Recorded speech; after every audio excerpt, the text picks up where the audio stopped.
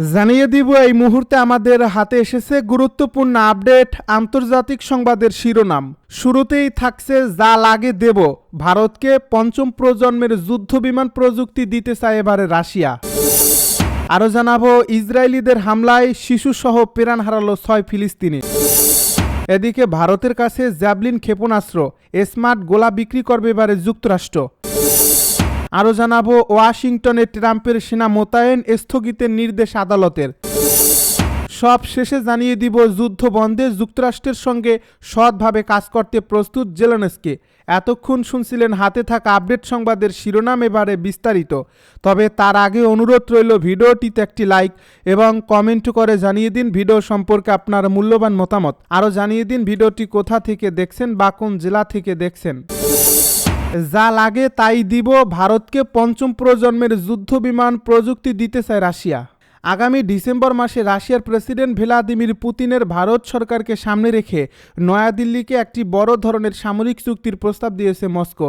এর মধ্যে রয়েছে ভারতের বিমান বাহিনীর শক্তি বাড়াতে নতুন পঞ্চম প্রজন্মের Su-57 স্টিল যুদ্ধবিমান প্রযুক্তি পুরোপুরি অবাধে হস্তান্তরের প্রস্তাব। রাশিয়ার সরকারি মালিকানাধীন প্রতিরক্ষা সংস্থা রোস্টেকের প্রধান নির্বাহী কর্মকর্তা সের্গেই সেমঝভ বলেছেন, প্রস্তাব অনুযায়ী প্রাথমিকভাবে রাশিয়ার তৈরি Su-57 যুদ্ধবিমান ভারতকে সরবরাহ করা হবে। এরপর ধাপে ধাপে এই অত্যাধুনিক বিমান ভারতের মাটিতে তৈরি করার প্রযুক্তি সহায়তা দেবে রাশিয়া। তবে এখানেই শেষ নন। একক ইঞ্জিনের স্টিল যুদ্ধবিমান Su-75 সেগমেন্ট নিয়েও চুক্তির প্রস্তাব ভারতকে দিচ্ছে রাশিয়া।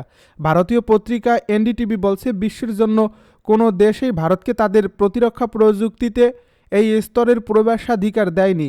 রাশিয়ার প্রস্তাব মেনে নিলে ভারত আকাশপথে পশ্চিমা দেশগুলোর মতোই সক্ষমতা অর্জন করবে।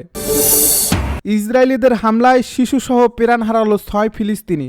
দখলকৃত পশ্চিম তীরে ইসরায়েলি সেনাবাহিনী ও অবৈধ বসতকারীদের হামলায় 6 ফিলিস্তিনি আহত হয়েছেন বলে মেডিকেল সূত্র ও আনাদুলোর খবরে জানানো হয়েছে। ফিলিস্তিনি রেড ক্রিসেন্ট সোসাইটি এক বিবৃতিতে জানায়, বৃহস্পতিবার নাবলুসের উত্তরাঞ্চলে ইসরায়েলি সেনার গুলিতে 4 ফিলিস্তিনি, যার মধ্যে একটি শিশুও রয়েছে, আহত হয়ে হাসপাতালে ভর্তি হয়েছে।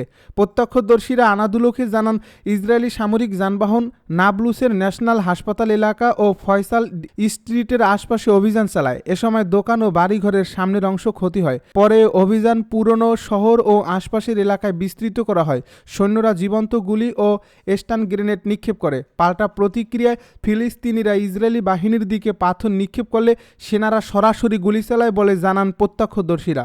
নাবলুসের দক্ষিণ ও পূর্ব উপকণ্ঠে বেইতা উরিপ ও বেইত ফুরিক শহরে ঘরবাড়িতে অভিযান চালায় ইসরায়েলি বাহিনী। ঘরে ঘরে তল্লাশি ও স্থানীয়দের ধরে জিজ্ঞাসাবাদ করা হয়।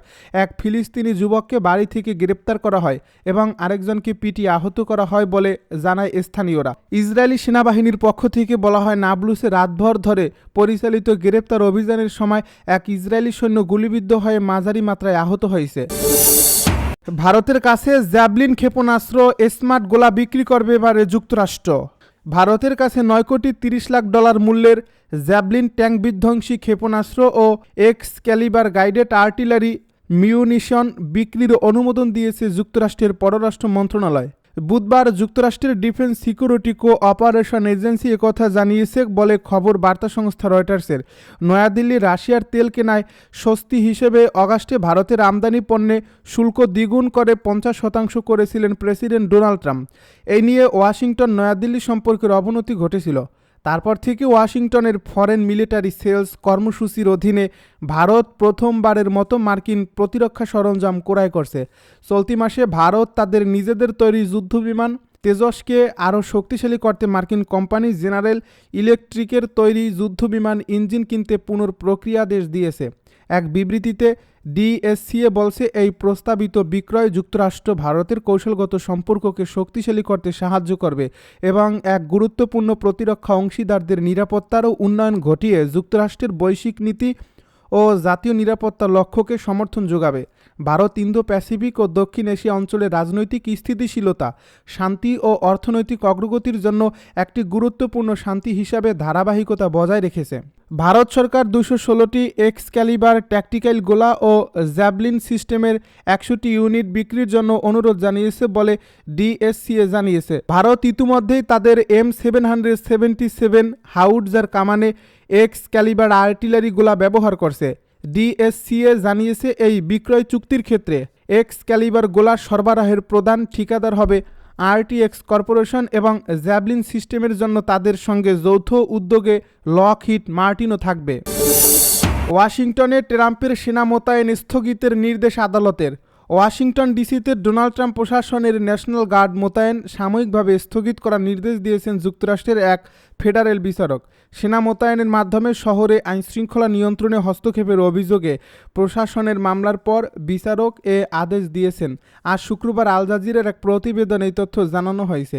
বৃহস্পতিবার দেওয়া এই রায়ে যুক্তরাষ্ট্রের ডিস্ট্রিক্ট জজ জিয়া কব বলেন, প্রেসিডেন্ট যে কোনো কারণে সৈন্য মোতায়েন করতে পারেন না। তিনি ট্রাম্প প্রশাসনকে 21 দিনের সময় দিয়েছেন যাতে তারা চাইলে এই রায়ের বিরুদ্ধে আপিল করতে পারে। ওয়াশিংটন ডিসিতে ফেডারেল সরকারের বিশেষ ক্ষমতা থাকলেও ডোনাল্ড ট্রাম্প প্রশাসন জরুরি পরিস্থিতি ছাড়াই ডেমোক্র্যাট নিয়ন্ত্রিত বেশ কিছু শহরে সেনা ও ফেডারেল এজেন্ট পাঠাচ্ছে। এটি নিয়ে সমালোচনা বহুদিনের। লস অ্যাঞ্জেলস, পোর্টল্যান্ড ও শিকাগোর মতো শহরেও ট্রাম্পের এই মোতায়েনকে স্থানীয় কর্তৃপক্ষ ও অধিকার সংগঠনগুলো বৈষম্য, আগ্রাসী অভিযান ও মানবাধিকার লঙ্ঘনের অভিযোগ এনে নিন্দা জানিয়েছে। ডিপার্টমেন্ট অব জাস্টিস অবশ্য এই মামলাটিকে অর্থহীন প্রচেষ্টা বলে অভিহিত করেছে। তাদের দাবি, এই মোতায়েন তুলে নেওয়ার কোনো যুক্তিসঙ্গত কারণ নেই এবং ডিসি কর্তৃপক্ষের অভিযোগগুলোর ভিত্তি নেই। গত সেপ্টেম্বরে ডিসির অ্যাটর্নি জেনারেল ব্রায়ান শিয়ালবের করা মামলায় বলা হয়, এই ধরনের অবৈধ দখল চলতে থাকলে মার্কিন গণতন্ত্র আগের মতো থাকবে না। যুদ্ধবন্ধে যুক্তরাষ্ট্রের সঙ্গে সৎভাবে কাজ করতে প্রস্তুত জেলেনস্কি। রাশিয়ার সঙ্গে যুদ্ধবন্ধে একটি খসড়া শান্তি পরিকল্পনা পাওয়ার পর ইউক্রেনের প্রেসিডেন্ট ভলোদিমির জেলেনস্কি বলেছেন, সংঘাতের অবসানে যুক্তরাষ্ট্রের সঙ্গে সৎভাবে কাজ করতে তিনি প্রস্তুত। ওই খসড়া পরিকল্পনার আওতায় ডনবাস অঞ্চলের যেসব এলাকা এখনও ইউক্রেনের দখলে আছে, কিয়েভকে সেগুলো ছেড়ে দিতে হবে, সেনাবাহিনীর আকার ছোট করে ফেলতে হবে এবং নেটোতে যুক্ত না হওয়ার নিশ্চয়তা দিতে হবে বলে একাধিক মার্কিন গণমাধ্যমের বরাত দিয়ে জানিয়েছে বার্তা সংস্থা রয়টার্স। এই খসড়া পরিকল্পনা বানানোর জন্য ইউক্রেনের সংশ্লিষ্টতা কতখানি তা স্পষ্ট নয়, যদিও হোয়াইট হাউসের প্রেস সেক্রেটারি ক্যারোলাইন লেভিট বলেছেন, যুক্তরাষ্ট্র উভয় পক্ষের সঙ্গেই সমান যোগাযোগ রেখেছে। পৃথক এক বিবৃতিতে জেলেনস্কির কার্যালয় বলেছে, তারা যুদ্ধের ন্যায়সঙ্গত অবসানের লক্ষ্যে পরিকল্পনার বিভিন্ন ধারাগুলো নিয়ে কাজ করতে সম্মত হয়েছে। 28 দফার খসড়া ওই পরিকল্পনার পুরোটি ছেপেছে ফাইন্যান্সিয়াল টাইমস ও এক্সিওস।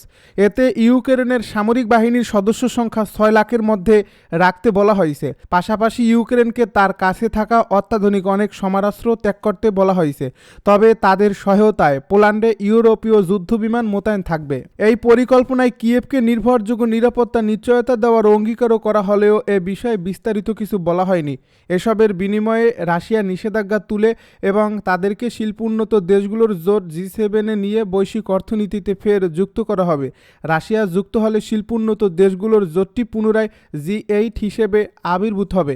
ইউক্রেনকে পাঠানো পরিকল্পনায় যদি এসবই থাকে তবে মোটা দাগে এতে মস্কোর স্বার্থকেই বেশি প্রাধান্য দেওয়া হয়েছে বলছে রয়টার্স।